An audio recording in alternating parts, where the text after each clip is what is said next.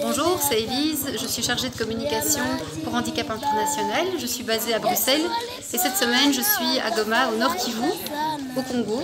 Je vais rencontrer des personnes qu'on soutient et puis aussi voir nos projets de réadaptation et de soutien psychologique pour les victimes de conflits. Je me trouve ici à l'hôpital Virunga à Goma, un hôpital qui accueille une cinquantaine de patients pour la kinésithérapie. Vous voyez derrière moi des collègues de Handicap International.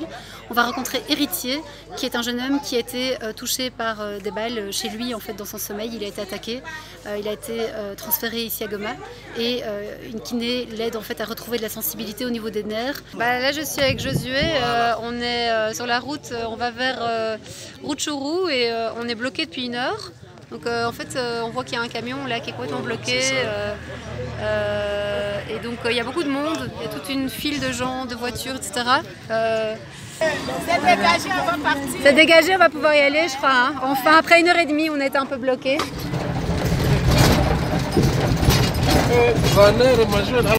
Donc ici je suis à l'hôpital de Rutshuru, on est dans l'hôpital général et derrière moi il y a une quinzaine d'enfants qui ont tous qui ont été blessés en fait, accident de la route ou qui ont un handicap ou qui ont été victimes de conflits et qui se retrouvent ici pour avoir des séances, pour jouer, reprendre confiance en eux, être stimulés. Donc c'est vraiment des séances de soutien psychosocial pour les enfants. Continue, je suis dans une salle avec beaucoup de blessés.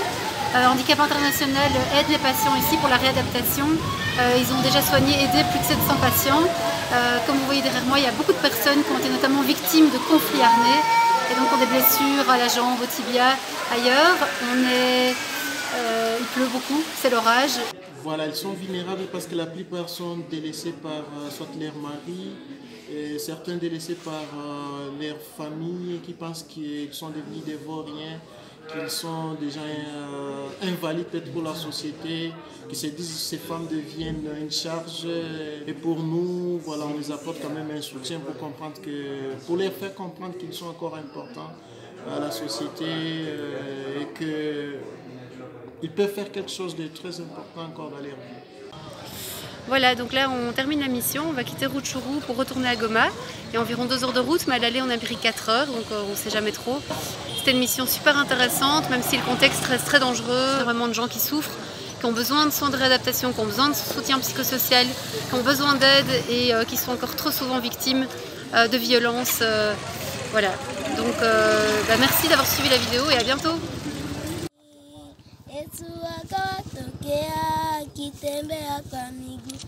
Ya maji bahari, Yesu alipona wakafadhaika sana.